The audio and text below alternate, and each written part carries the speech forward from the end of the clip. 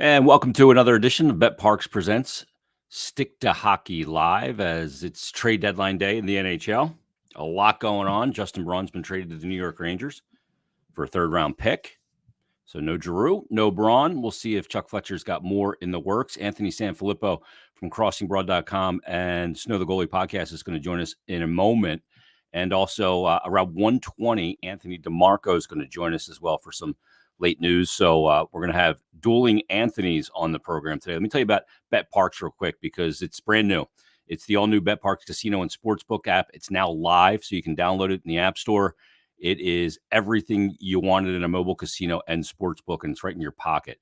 The old app, the Parks app, was good. This one's better, and it's easy to sign up. It's fun to use, faster to win than ever before. So right now, all betPARX users have the choice of either a $20 casino bonus or a $20 free sports bet. So all you got to do is download the app, log in, create an account, deposit, and you're good to go. And you can download the new betPARX app today. You do need to be over 21, present in Pennsylvania or New Jersey. Gambling problem, call 1-800-GAMBLER. But grab the app. A lot going on, obviously, player performances in the college basketball tournament, hockey, basketball, playoffs on the way, in those sports as well, and baseball right around the corner. So tons to get in on the action with the new betPARX app. So check it out, download it, create an account, and take care of that free bonus as well, the $20 free casino bet or sports bet. Let's get to the man right now because we got a ton to discuss on betPARX Presents Stick to Hockey Live from crossingbroad.com, Snow the Goalie podcast. It is Anthony Sanfilippo. And Ant, it's been a busy couple of days. Tons of noise around the NHL as things are buzzing again today. Yeah, and Flyers just I'm sure, I don't know if you've announced it before I logged in, but Justin Braun to the Rangers for a third round pick, which is actually a pretty decent return. I mean, at the beginning of the year, if I would have told you that Justin Braun will get you a third round pick in March, I'm not sure that you would have agreed. But he actually had a really nice season for them, and that's a good return, especially since it's in the 23 draft, Jay. Yeah, which is the much deeper draft than the 22 draft. So, and of course, obviously the Giroux deal, which was the huge one over the weekend. We'll see if anything else is coming. I'm not certain. Maybe something for Derek Brassard. That might be it. Unless Martin Jones not gaining any traction, huh? No, really not. I mean, and the thing of it is that I'm sure Chuck has a price that he'll accept for Martin Jones. My guess is probably a 4. Maybe a 5, but so far I think that the offers have been mostly underwhelming. And he looks at it and says, we got some kids coming from college, once the NCAA tournament's over. Phantoms are only 6 points out. They have a game in hand on Wilkes-Barre. They play them 3 more times.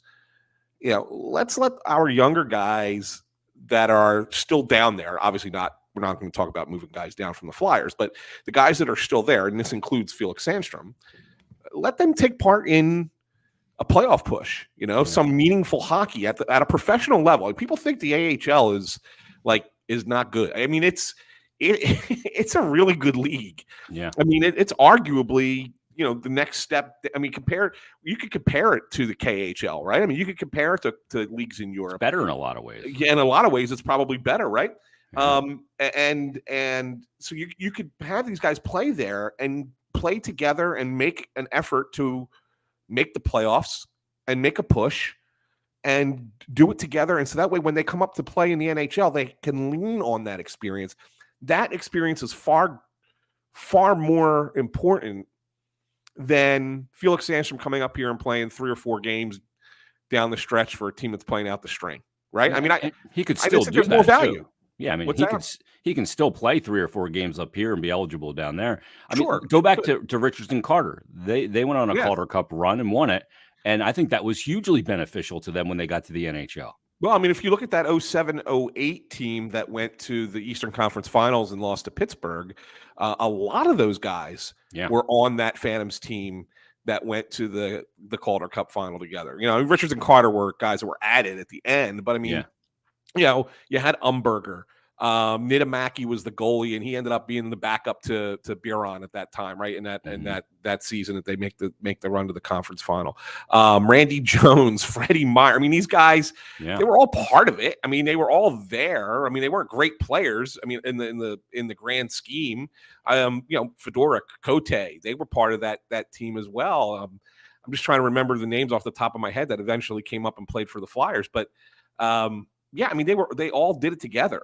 And so there's something to be said for that when you can do that. Dennis Seidenberg was also, they'll all come to me eventually. When you do that, there's some benefit to it. So I don't know. I mean, yeah, you're right. Sandstrom can still come up and play a couple of games, whatever, but it's worth it to keep that team kind of together and try and make that push. Look, if the Phantoms lose like 4 in a row and they fall out of it, then fine. Then you just bring them up. You're allowed to have a third goalie. I mean, you don't need to. There's no roster limitations after the deadline. Right after the deadline, so you can bring them up then. That's fine. But I mean, if you have a chance to go for it, go for it. Yeah, I mean, the other thing is you can assign guys like Cam York, like Owen Tippett, like Morgan Frost to be a part of a playoff run as well when the Flyers season is over. Well, they would have to. Yes, you're right. But the thing with that is the Flyers would have to make a paper transaction today. Yeah, to put them on the roster by 3. Send them. They would all have to get sent down to the Phantoms, and so that way they're on an AHL roster at the deadline, and then recall them afterwards. Yeah. So they wouldn't have to go anywhere; it would just be a paper transaction. But they don't have to get in the car and drive to Lehigh Valley. But yeah, you're right. You could put together a nice AHL team there that, even though they would be the 6th seed in the Atlantic Division, could make a little bit of a run with some NHL caliber players. And you get more hockey, and it's another chance to develop further. And for guys like Cam York and Morgan Frost, it's a lot of minutes too. They're going to be relied on heavily in that situation. Yeah, I agree with you. And the other thing is as a GM, you just don't want to get this reputation that if I just hold out as a negotiating partner with Chuck Fletcher, I can get over on him. No, absolutely. And another thing, if you want to, people, I was having some arguments with people about this on Twitter a little bit today, not big time arguments, but just little Twitter discussions as we tend to do. And it just dawned on me. I wasn't even really thinking about it, and I haven't said it on Twitter yet, so this I'll say it for here. If you go back and look at the Tampa Bay Lightning, for example, okay, their minor league team was they were Syracuse, right? Syracuse Crunch, if I remember correctly. I'm almost positive that all those guys kind of played together in Syracuse before they came to Tampa, and they won a Calder Cup down there. I'm looking at their team right now. They had Tyler Johnson, Brett Connolly, Andre Palat, Richard Panik, Alex Killorn. Like they did the same thing. They all kind of came up together, and then that led to 2 Stanley Cup championships, right? Yeah. So you could grow that way by doing that, by making those runs in the AHL. Absolutely, I think it's really important to do that, because those may not be your superstar pieces, but they end up being the pieces that give you the depth to be able to win at the NHL level. Correct. So you have to draft and develop. It goes back to that, right? Sure. And you get those guys in your system and then develop them. They have some success, and then they come to the big club knowing what success looks like as a pro. Because all these guys have had success at varying levels. Correct. But it's as a pro is a different ball game. Let's talk about the Giroux thing, because there's still a lot of pissed off people, and no kidding. I mean, I think it's starting to calm down a little bit. The rawness of him leaving. See, you were never going to, from an optic standpoint, you were never going to be able to win the deal, because everybody here knows what he has done, what he has meant, how he did this year. And no matter what you got in return was not going to measure to that. But you can't look at it that way, because this is a 34-year-old rental that wasn't discussing an extension and was limiting the team to one destination. Yeah. And it's so like that. First of all, I'm glad you said it and I didn't say it, right? I mean, you can say the same thing. He limited the Flyers to one team and one team only, and that was the Florida Panthers. That's why I've been saying for a month he's going to Florida. Okay, all right. I'm just saying. All right. I mean, so we're all the talk about Colorado. Look, Colorado was interested. They sent an offer over to Chuck, but as Chuck said yesterday, he talked to several teams that he could not consummate a deal with. Yeah, couldn't really truly engage. Yeah, because Claude was just not going to he was just not going to change his mind. And there's reasons for that. And that's another thing that's driving me crazy today, is because all right, I put some of those reasons out. I mean, to me, I thought I did the work, right? I did the homework, talked to so many people behind the scenes on both sides, and really got down to the nitty gritty about what was going on. And there's a reason that Claude didn't want to include anybody else. And that's his right. It's his right to do that. It's not saying that what he did was wrong. But at the same time, you have to understand that and appreciate that. So therefore, you can't kill Chuck for getting what he got in return, because in all honesty, Chuck got pretty much what you should get for a guy that you're only negotiating with one team. Yeah. I mean, the only thing that would be different, Jay, and I'll say this, because we thought, and you and I had talked, but we had thought there was a deal in place prior to Thursday's game. Yep. Okay. Prior to Thursday, even go back to Tuesday, we felt like there was a deal in place with Florida. They were going to let him play that last game to get to 1,000. And then that was going to be it, right? And then that was they were going to announce the trade after the game. I mean, that was this was all part of the plan. And then Florida went ahead and traded their 23 first rounder for Ben Sherratt in Montreal. And I think that kind of threw everything back into a little bit of a furor. Yeah. Right? Because now all of a sudden their offer wasn't going to be as good. Yep. And so now the debate began. What could the Flyers ask for in replace? Obviously, Florida said, well, we'll give you the 24 first round pick. And, while that's okay, look, it's still a first round pick. Don't get me wrong. It's a little bit down the road, but it's still a one. It's still a very good asset. Mm-hmm. But I think that, maybe Chuck would have tried to want to massage it instead and try and get another prospect. And, we started to hear some names come out, like Mackie Samoskevich and Denisenko. Right. Where we started to hear some names, but they were coming more from the Flyers side, not from Florida. Yeah. So you combine that with Colorado's like, hey, we got an offer in. Hey, don't forget about us. We got an offer in. Yeah. And you combine those two things. And so if you're Chuck, you gotta say, all right, look, maybe we can get the prospect that we want if we could just get Claude to say he would consider going somewhere else. Claude doesn't want to. He's not happy. His mind's made up. Yeah, his mind's made up. He's not happy with the fact that he's not coming back here. He doesn't want to leave. He's just not happy about the whole thing. Yeah. And so they think, all right, well, let's get Danny to go talk to him. Danny's close to him. He used to live with Danny, right? He lived with Danny and his kids. Fellow French Canadian. Yeah, they're both right. Go get Danny to talk to him. Maybe he'll be able to change his mind. So they send Danny in. There we go. Now Danny's got to try and convince his friend to say, Colorado's a good spot to go to. Maybe we get more out of Florida. Yeah, I went to Colorado. That's what Danny would say. Yeah, right. Exactly. It's what Danny. I played in Colorado. Exactly. And it doesn't work.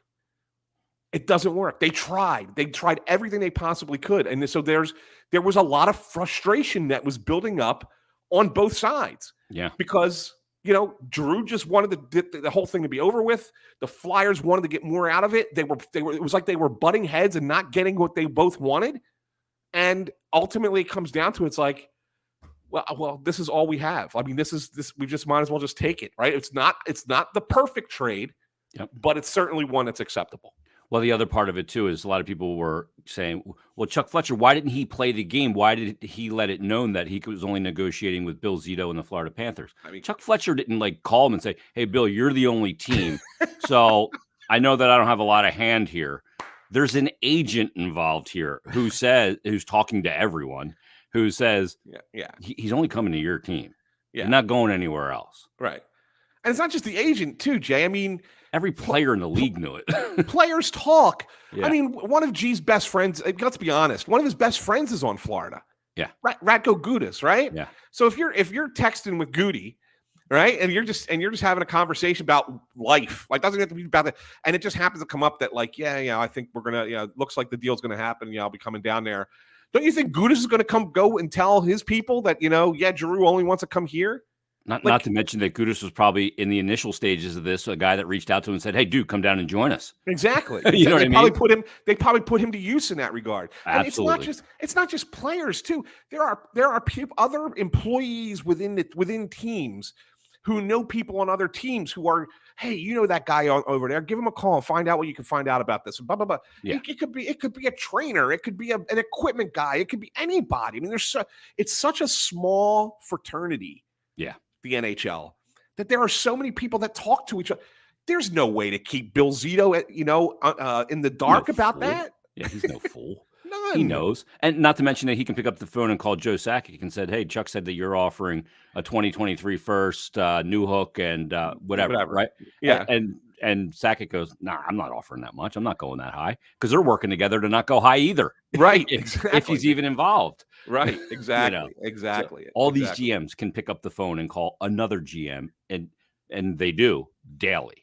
Multiple times a day on a lot of occasions. Yeah, and I mean, teams have internal meetings, and then they send their scouts out, and the scouts are scouting certain players, and the scouts talk to each other, and that it all filters around. And and our job, well, more mine than you, because I mean, you're in the position that you're in. You got to be a little bit more careful. But I mean, my job is to kind of weed through all that.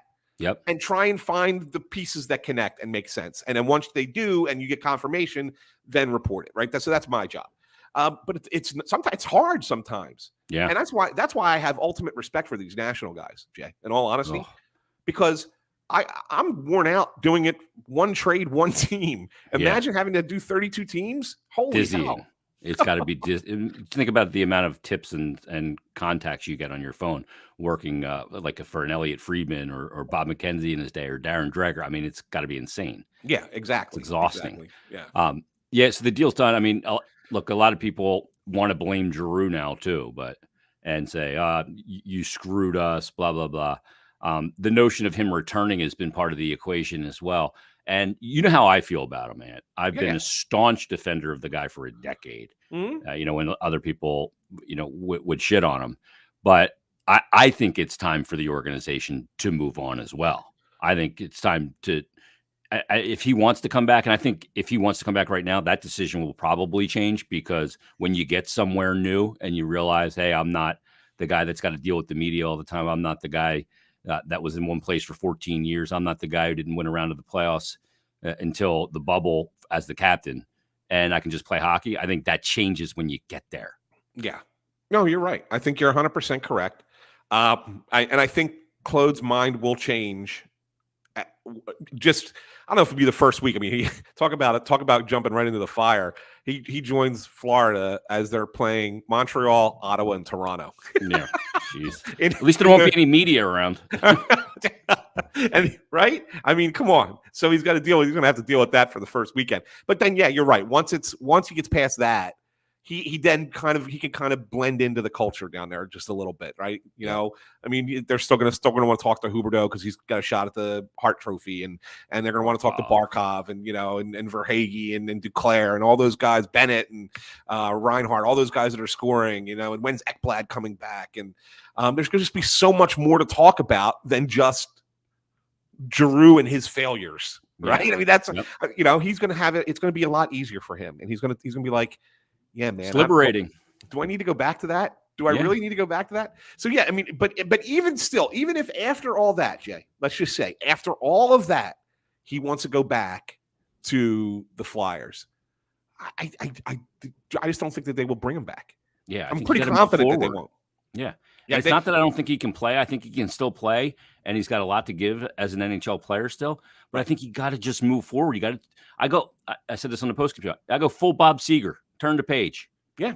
Yeah, no, absolutely. But here's the one thing I wrote today, because I wanted to clarify it, because I wrote about it. I'm going to bring Anthony in here too. Anthony DeMarco. Yeah, pop him in. I love DeMarco. Bring him in. No, I mean, the same thing. I wrote about it. I talked about it on Snow the Goalie, and I try to clarify it again today. Like, if Claude, let's say 4 years from now, 3-4 years from now, as he's winding up his career, let's say he's got, He wants to do one last season or whatever. And the Flyers are a decent team. And he says, I'd like to go back to Philadelphia and try and help them win in my final year. By that point, sure. Yep. You want to come back then? Fine. Yep. You got to but the team needs to have that ability here in the next year or two to create its own new look, new feel, new everything. It's funny, after the game, both Mike Yeo and Joel Farabee, who's really close to Drew, both called it a new era. Yeah. And that's what it needs to be. They need to forge a new path. Got to stop relying on him all the time. And these other guys got to take the con. You know what I mean? And whoever the next superstar is, Couturier is going to be a part of that. Not that he's a superstar, but he's going to be obviously a big face. And then there's others as well. As we bring in Anthony DeMarco from the fourthperiod.com and Brotherly Pod. And what's the latest? The Braun deal's done. They get the third from the Rags. Are you hearing anything on Jones, Brassard, Yandel? I don't think is a non-starter probably, but are you hearing anything on those guys?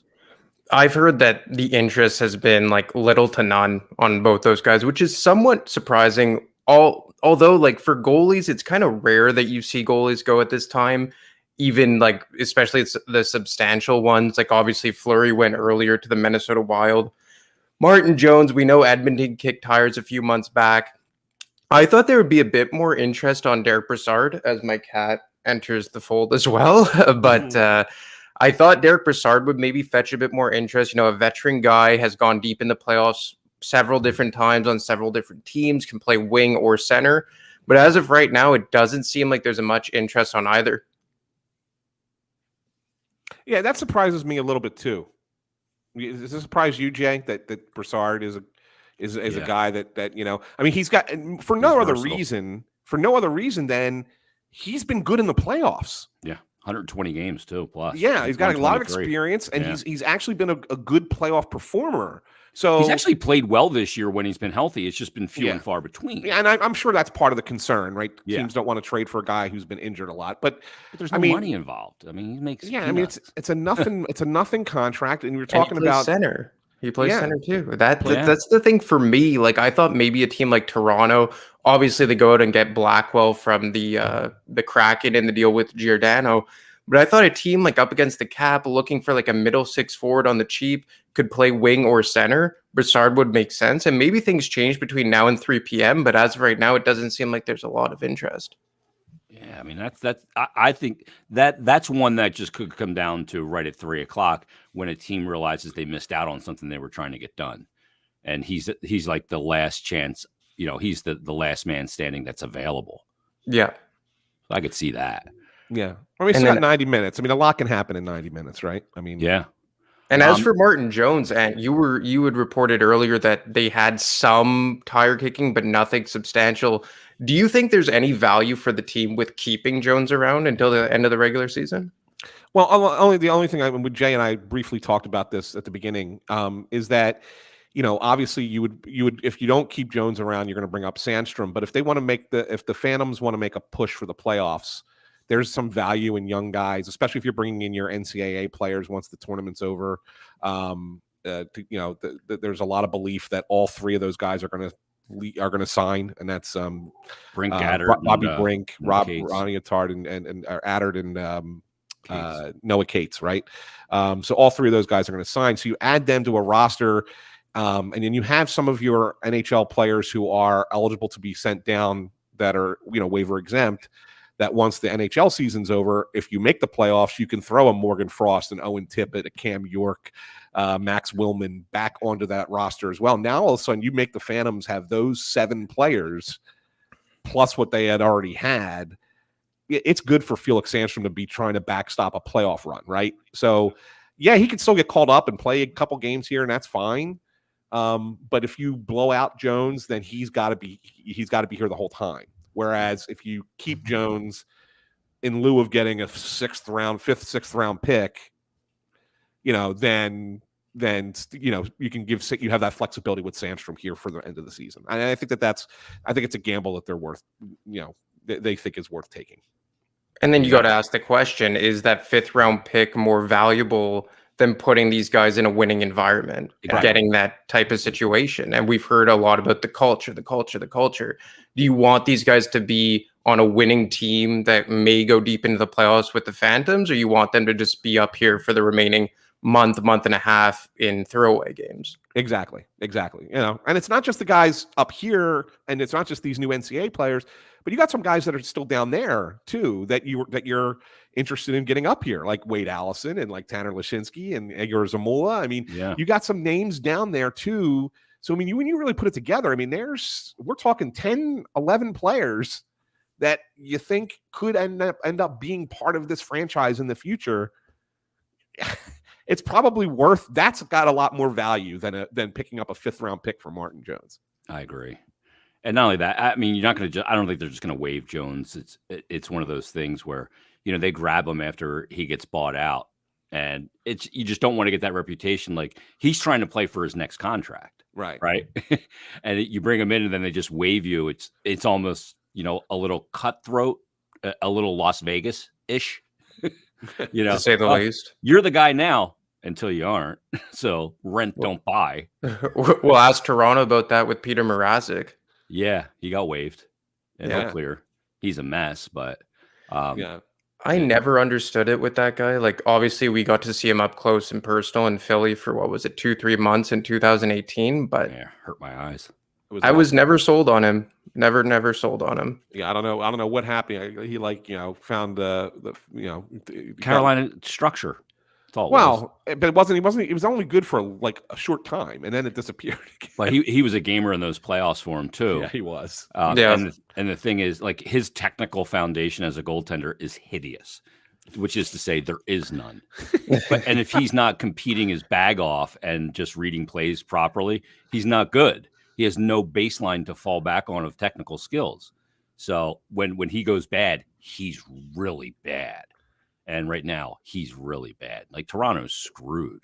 Jay, would you say Bobrovsky's kind of like that, but not to as bad of an extent?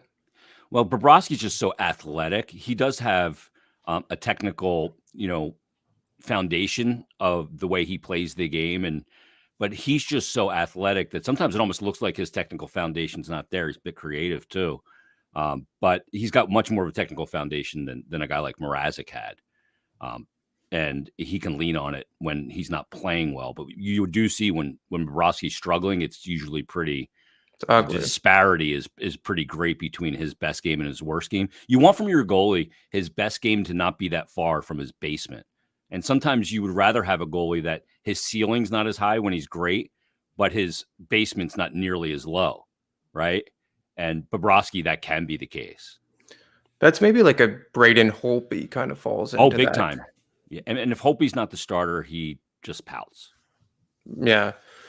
So, the other part of this is, the Flyers moving forward now, and take all the optics out of it, of the trades and moving forward and how they get into this offseason. Because one thing that I feel pretty certain about is that, they're going to have some cap space, and they're going to get more cap space this summer, pending how they handle this James Van Riemsdyk final year of that deal at $7 million. But that's going to be opened up, I believe, and you're going to have significant cap space, and they're going big game hunting. You think that they're going big game hunting? I'll let you go first, Ant. Well, so yeah, it's why they want to. I know they want to, right? But they mentioned high-end talent. That's big game hunting, right? Okay, that's fine. And maybe somebody's available in trade that we're not thinking about right now. Or I shouldn't say we, because I don't know if you guys got names in your heads. But, I'm just looking at the free agents, right? And so just looking at free agency, I looked at the forwards and said, who are the four best forwards? Well, one of them's already re-signed with his team, and that was Hurdle signing with San Jose. Then you start hearing talk that Nashville's now reopened conversation with Philip Forsberg. They're not going to move him, so yeah, they're not going to move him. So that must mean that they feel like that they're going to bring him back. Yeah. So who does that leave? Nazem Kadri? Like, does he fit that? Yeah. He's having a great year, but it's 1 year. Like, situational too. Yeah, it really is. When you look at where he's playing in Colorado for Pete's sake, right? And he's going to be 32 at the start of next season. It's too old. Yeah. And who's the other one? I forget. Gaudreau. Yeah. Oh yeah, Johnny Gaudreau. But here's the thing with Johnny Gaudreau is I don't think he wants to play here now. Mm-hmm. I just don't. Like, I mean, I talk to people who know him or know his family, whatever, blah, blah. And, you can always say, well, you take that with a grain of salt, right? And that's fine.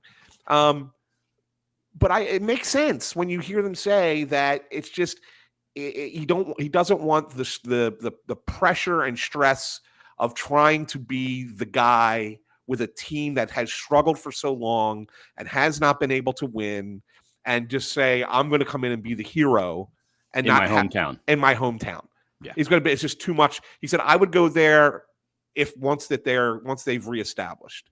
Then I'd go there, like the next contract when he's 33, 34, right? Yeah, when he's winding it down and he Right. checks the box that he played for the Flyers. Come home, play here. That's great.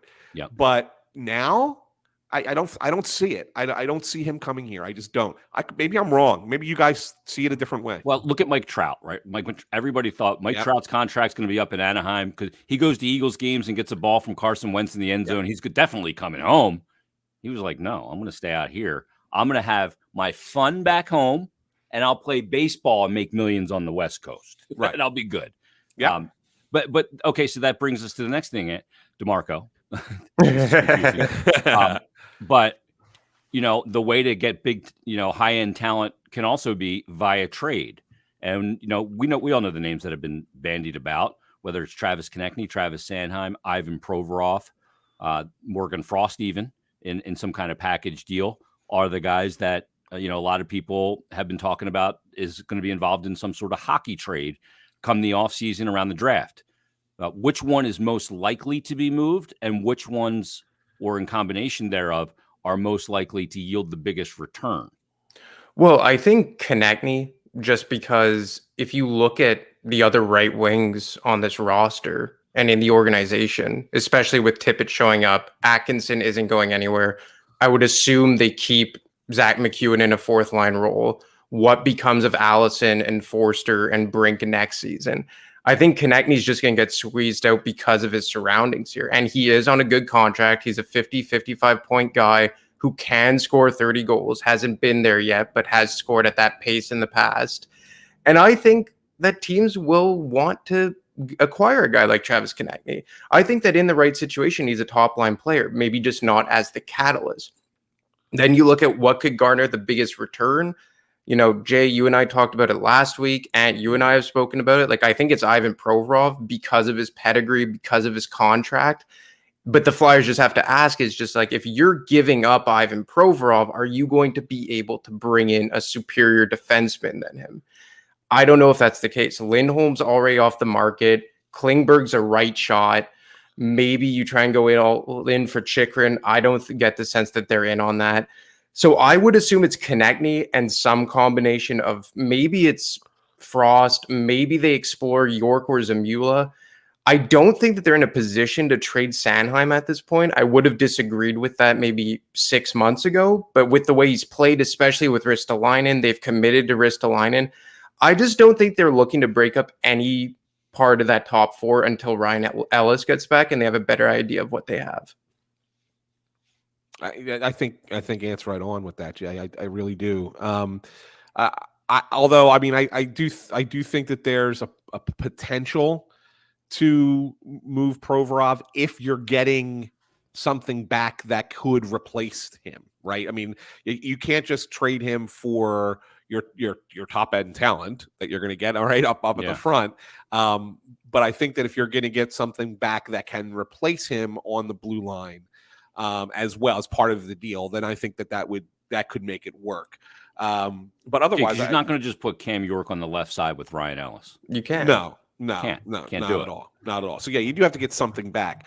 But yeah, I mean that's really kind of where it's at. I found it interesting yesterday, and you tell me if you guys thought the same thing. We post game we're in there with Yo, and everybody's asking questions about Tippett and Hayes had a good game and Farabee had a good game and it's the new era and whatever, blah blah blah. And we ask all these questions, and at the end, press conference is over, and he stops before he walks out. And he goes, "I have one more thing I wanted to say. Nobody asked me about him, but Provy, he had a really good game today.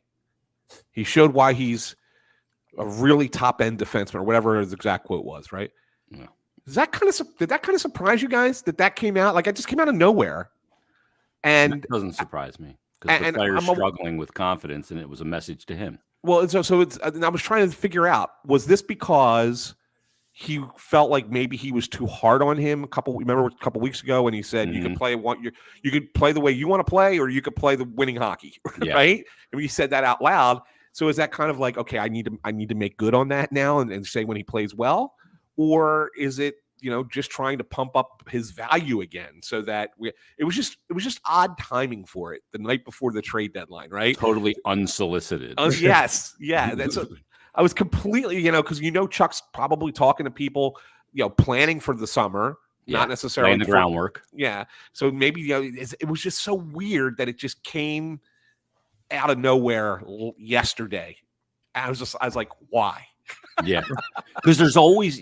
I always say this when somebody puts something out there publicly in the media or even leaks, you have to consider the agenda behind it because there's always one. Yeah, For sure. And when you do that unsolicited with the media, like it's almost like I wanted to be asked about this, but I wasn't. So because I wasn't, I'm just going to put it out there as a lasting thing to say. Yeah. And look, I thought he did play really well yesterday. I thought sure after that first period, their shot suppression in the game, the way they just kept them to the outside for the entirety of the game I thought their structure was great defensively, and that Hayes line with Farabee and Konechny, I thought really is coming together because Hayes can move. Right. But yeah, I think the whole thing's weird. I think part of it too is if Chychrun doesn't get dealt at the deadline, and it looks like that's more likely, then he's going to be available in the summer. So I could see if that is the case and they can find some way to be able to pry Chychrun out of Arizona, then that does make Provorov expendable. And because now you have Chychrun and Ellis as your top pair. And then you have Provorov, and then you're really going into a really big direction because you can do a combo platter of a Provorov-Konechny type trade and get a superstar. Now, if Toronto gets knocked out in the first round, I'm going after Mitchell Marner. And I'm trying to let the money matches. I'm looking for that kind. Because you need a face on the marquee. You need somebody that not only puts an ass in a seat, but gets it out of the seat when something great happens. And they don't have that. As good as Sean Couturier is, he's not an excitable player. They need an excitable player. Well, the name that I've talked about for, I would say, 6 months or so is Dylan Larkin. Because he's a center. We know the Red Wings are open for business aside from Raymond and Seider, but you're dealing with Steve Yzerman, and that's always a dicey situation. Because he always wins. He wins every trade. That's it. And look, Provorov, Chychrun, it doesn't matter if Ryan Ellis isn't healthy. Could we agree on that? Oh, yeah. Big time. Like if you bring in Jacob Chychrun and you move out Ivan Provorov, but Ryan Ellis still can't stay healthy, are we comfortable with this defense? No, if you got Chychrun and Cam York playing on the top pair on the right side, no. Hell no. No, Not when you're dealing with the Ovechkin line or the Perfection line or any other team's top line. You would need another right-handed defenseman. Mm-hmm. Which I think, to be fair, they're going to go out and get regardless. Like, they're going to have to replace Braun. Maybe that's a Mark Pysyk. Maybe that's a Jan Ruda. They're going to go out to get someone to play on that third pairing. But as much as I like Sanheim and Ristolainen on the second pair, neither of them are guys that I would trust to move up the lineup. And that's even Travis Sanheim, who I think has been excellent this season. Mm-hmm. But Sanheim isn't a guy that I would trust to, let's say, move up to play with Ellis, and then you have York with Ristolainen. Like, for me, if you want to move Ivan Provorov, you have to be absolutely certain that you're bringing Jacob Chychrun. There's no two ways about it. Yeah, and I mean, look, part of it too is my second pair is not fucked up. If I got one thing missing, why weaken two areas when I can only weaken one? Does that make sense? Yeah. I used to remember Tom Bigby used to say this to me, our old program director at WIP. I got one host out. Don't screw up the whole lineup. Just fill the one spot that's screwed up. Don't create two problems. Don't create two lesser shows by moving things around. So why I shouldn't do that? Jason? Yeah. Tell Jason I need to see him. But no, I mean, I look at it and you got to figure that out. But I mean, Ellis is a conundrum wrapped in a riddle right now because we've seen him for 4 games. We've seen him limited in the press box. I mean, how much can we rely on Ryan Ellis on or off the ice at this point? I wonder where his head's at right now. Mm-hmm. I mean, answer me this, Jay. Why hasn't he gotten surgery yet? I know. What are they waiting for? That's what I'm saying. And I understand it's something that whatever the injury is not a long recovery from a surgery. And maybe what you're saying, well, let's time it so that his rehab starts and leads right into his summer workout. I mean, I guess that there could be some kind of like, we don't want there to be a stop and start kind of thing, right? We want it to just kind of roll through. So maybe that's the only explanation I can think of.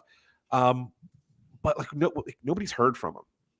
Like, it'd be nice to just kind of, check in with the guy and see where he's at. And he's been to a few games. Like, we've seen him up there a couple times. Yeah.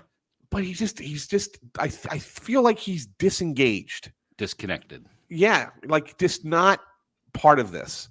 Mm-hmm. And that's a little bit concerning to me. Like I gotta I don't know. Maybe I'm misreading it. Maybe I'm over evaluating what I'm seeing and whatever. I only and I don't hear a lot of it. As much as we talk to so many people, right?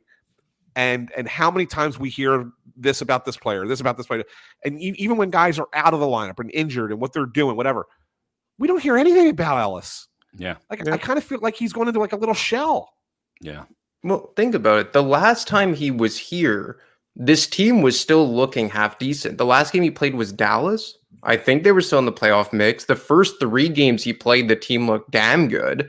Since he's left, look at what's happened. AV's gone. Giroux is gone. They've re-signed Ristolainen. They've fallen out of the playoff mix.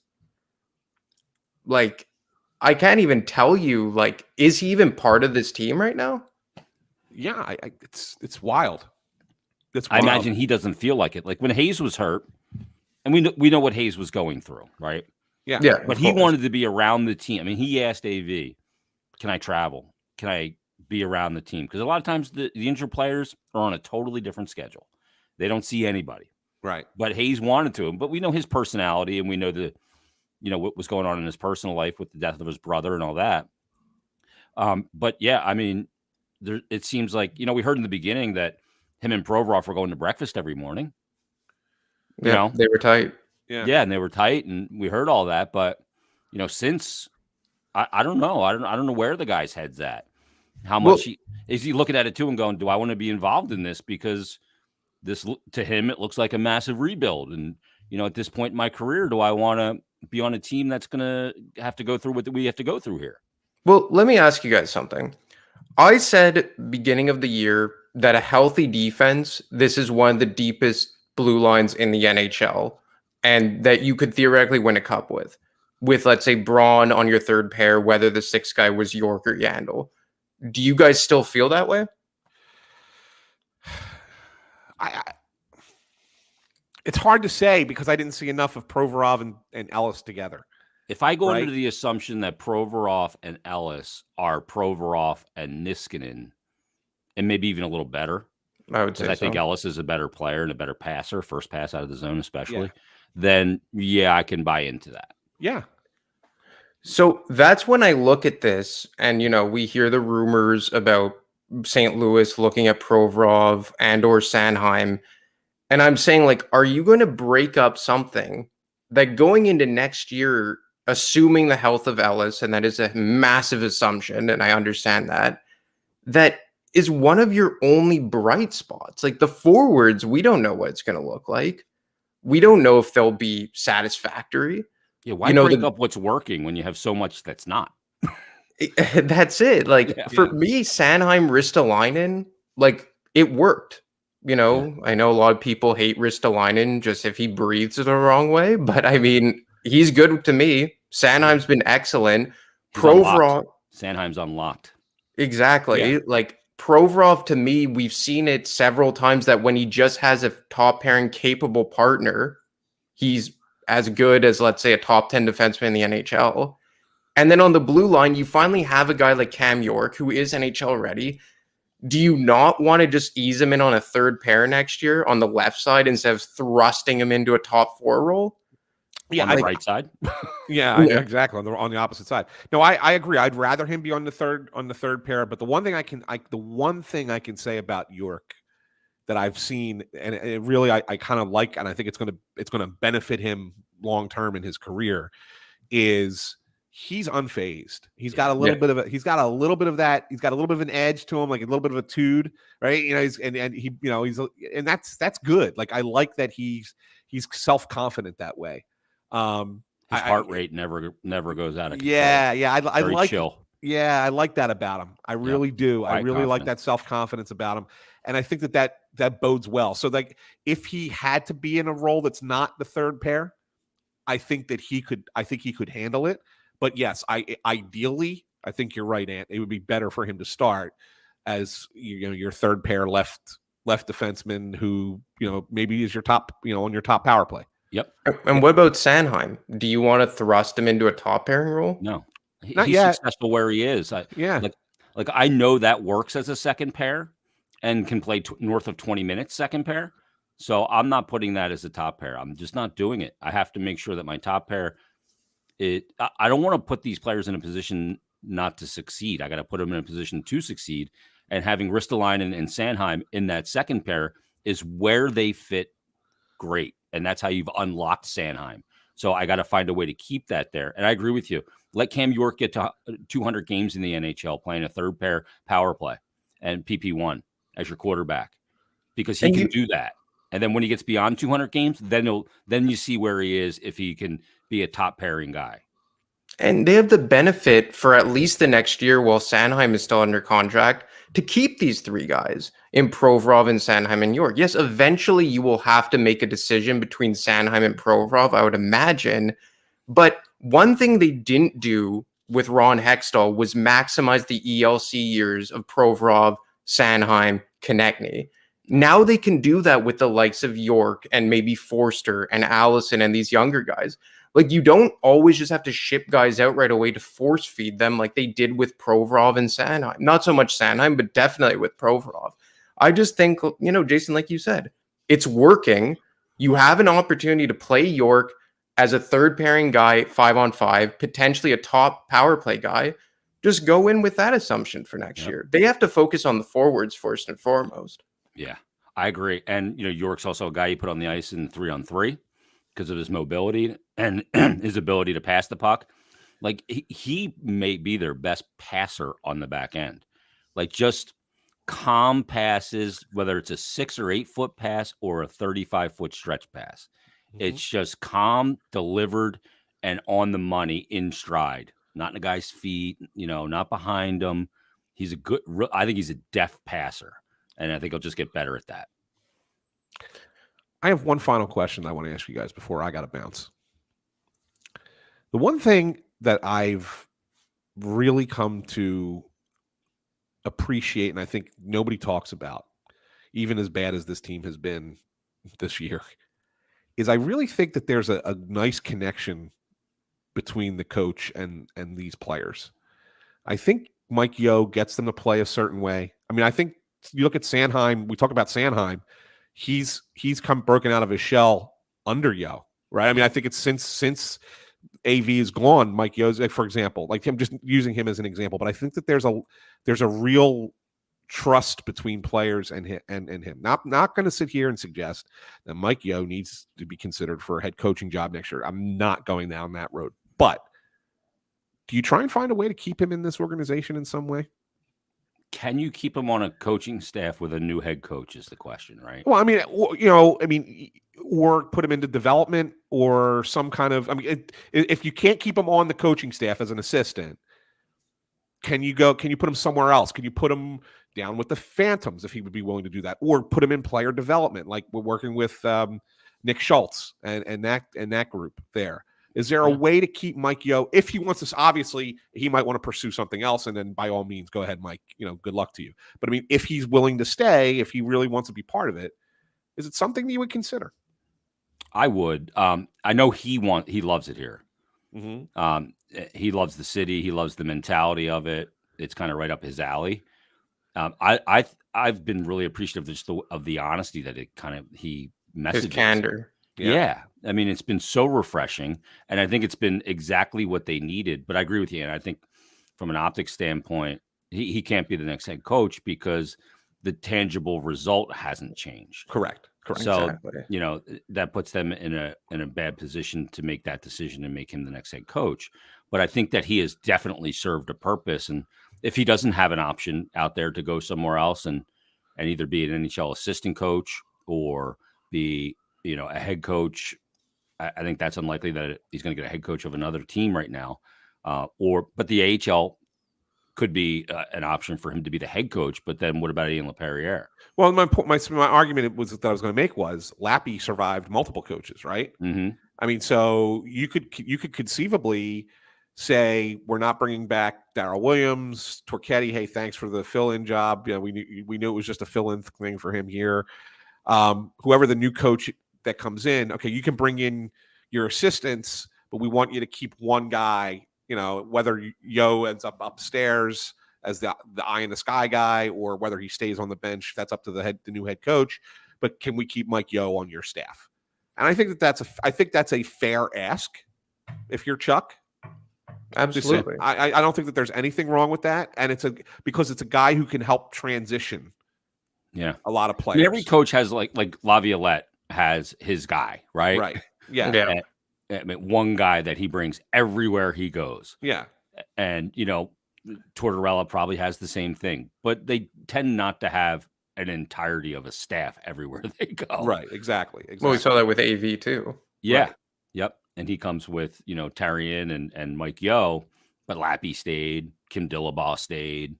So, I mean, Kim Dillabaugh is a guy I think that absolutely retains based on the job that he did with Carter. Yeah. Yeah, for sure. I mean, Dilly's been great with him, and Carter, I mean, that's been the bright spot, right? Right. Other than Sanheim, that's been the bright spot, that Carter's rebound. And I think it's important that he finishes the season right. But to your point, though, so who is the next coach? If they're going aggressive retool, rebuild, whatever you want to call it, who's the next guy? So I guess there's another question that has to be asked before I answer it, right? I'm going to ask you one more question that ties into this. Are you letting me kind of put the team together first before I can pick the coach, or do I have to pick the coach before we put the team together? I think you got to pick the coach first. I think you got to figure out from an organizational standpoint what you want to be, and the coach is a big part of that. Okay, because like you mentioned Tortorella, for example, right? Yep. I mean, everybody would love to have Torts. Torts is such a big name. He's a big personality. As for us in the media, it would be the greatest thing ever, right? We would have for Sam. He wouldn't like Sam. That'd be his Larry Brooks. He would hate Sam. But I would love Torts in that regard. That said, if you're bringing in Torts, you're not going out and hunting for high-end talent because he pulls back on those players. Mm-hmm. He forces everybody to play his system and play defense out. And some guys hate it. Now, look, Atkinson loved playing for him, right? But you saw the difference in Atkinson when he played, for Torts and when he didn't play for Torts. And I think that's, I don't know if I would go that direction. If you're going to go try and get big name talent to come in here, I don't know if that's the answer. And also, I don't know if you're still paying AV another, what's left, 10 million? 10 million. I think he has 2 years left, right? Yeah. Another 10 million on his contract if you're going to go out and pay another big money contract for a coach. So I think you got to go somewhere on that next tier down. And it might not be a big name guy, and people might go, oh, here go the Flyers, doing that thing again, where they're bringing guys in who haven't had success coaching. It doesn't. I don't care what a guy did in his past. It just needs to be the right guy now. Yeah, and I don't care what he was as a player either. I don't give a shit. They can't miss. They can't miss on this one. Like I think. What about Montgomery? What about Montgomery, Quinn? Yeah. Mm-hmm. Those. I mean, that's where I think. I mean, that's the kind of names I think. I know everybody's going to want Tocchet, but I don't think that's not going to be Tocchet. I don't think so either. Yeah. But those kind of guys, I would think that those are the kinds of coaches that would work well in putting a new team together. I mean, Quinn worked with obviously young players at the collegiate level. I mean, he coached in the NHL, just wasn't successful. Yeah, but I mean, it was part of the transition. He would have been. Yeah, he would. No, he would. But everybody got blown out. Yeah. No, it would have been. I agree. Well, Yeah. look, like my 2 cents on Mike Yeo. I don't know about you guys, but he kind of gives me like a John Stevens vibe in that, like he knows how to get through to the young players, Yeah. and a lot of the guys like him, but I just don't know if he has that.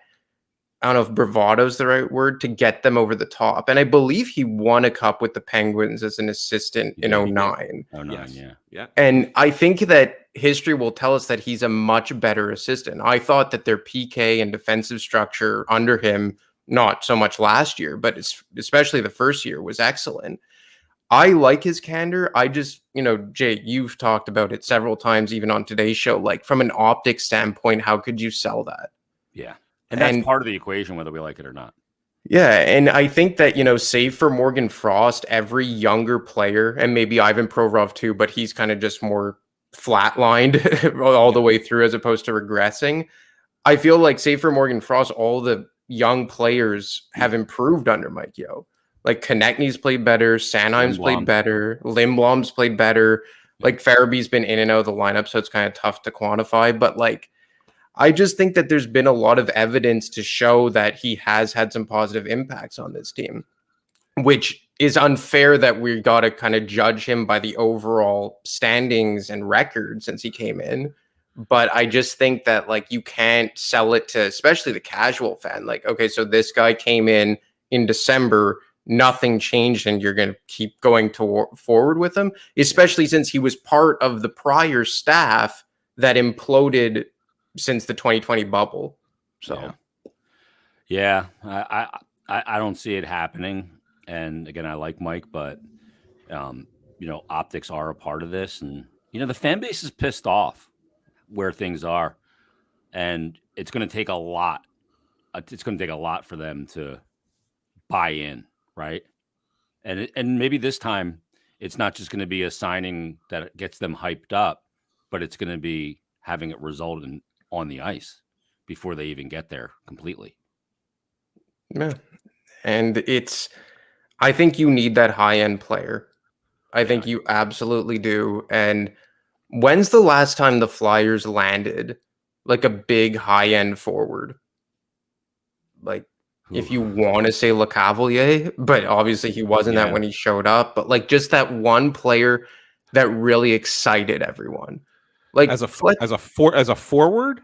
Yeah, well, this one's Pronger, but yeah, Pronger was the last one, but that was a trade too. It wasn't a free. It wasn't free. It was Briere. It was probably Danny. Yeah, it was Danny. It was Briere. Yeah, you got to go back a long time for that. I mean, that was 08, right? Yeah, he was like the marquee name, right? 07. It was the summer of 07. Yeah. And they need something to get them back on the map, I think. Yeah. And following like the Clark era and that dismal 06, 07 year, that's what Briere did. He got them back on the map. And obviously you could argue it's their best unrestricted free agent signing in the history of the franchise. Like, I guess Ann and Jay, you guys could speak more to that because of just the age, but like, is there anyone who would rival that? And they used to just sign everybody. Exactly. That was out there that had a name, right? Yeah. I mean, they did. They just took any. I mean, I'm just going back. I'm just trying to go back. Like Ronak, all the Monty, Coffee. Well, yeah, I mean, but those guys were all short term. Like real. I mean, Briere lasted here. I mean, because you could always say, Yager was the greatest player that they ever, had here, if career wise. But he was only here for 1 year. Yeah. Forsberg, same thing, was only here for a very short period of time, year and a half. Yeah. So, but yeah, I would think I'm just trying to go back through all the big name players that came here.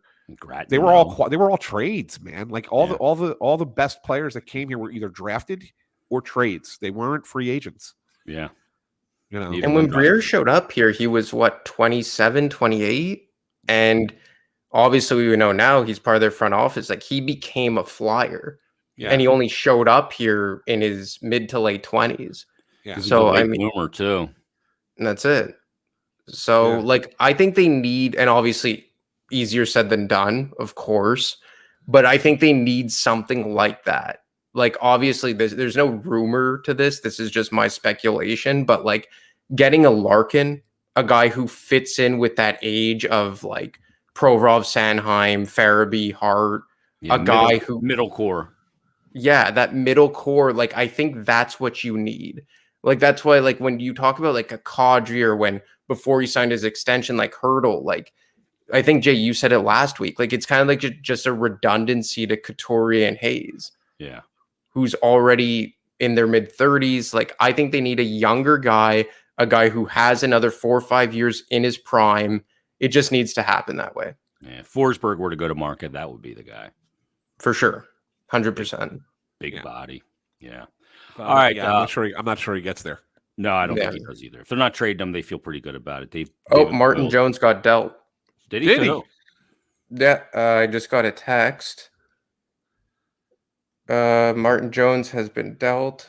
I'm trying to figure out who, but I just got a text that he got dealt. I'm looking here now as well. I'm going to say 6th round or 5th round pick. Damn it. Internet's so slow when it doesn't need to be. Live. See, now I can't even type. This is unreal. I guess everybody's looking up Martin Jones now. Did you get this from a source, Ant, or is this? I got it from a colleague. Okay.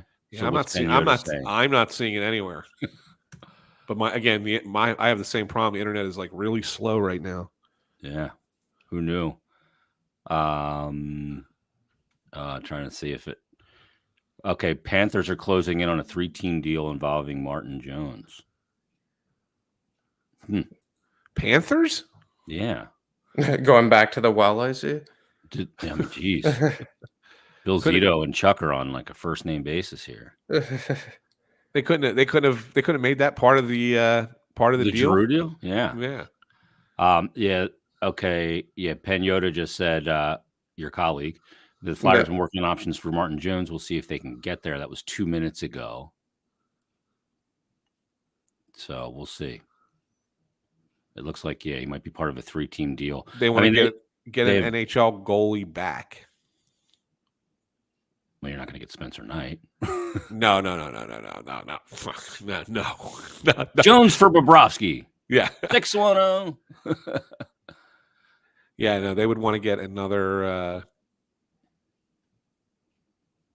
goalie back. I'm just trying to see. Unless they can sign Fedotov, who you may not even be able to get out of Russia. So that's part of the equation as well. Yeah, I don't see anything official yet on Jones. And Mrazek cleared, so. Yeah, please don't do that again. I don't need that. Because I just can't unsee it.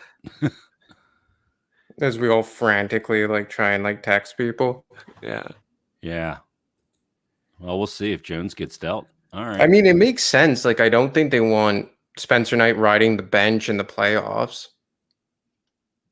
And who has been their third goalie this year? I don't even know who's Florida's.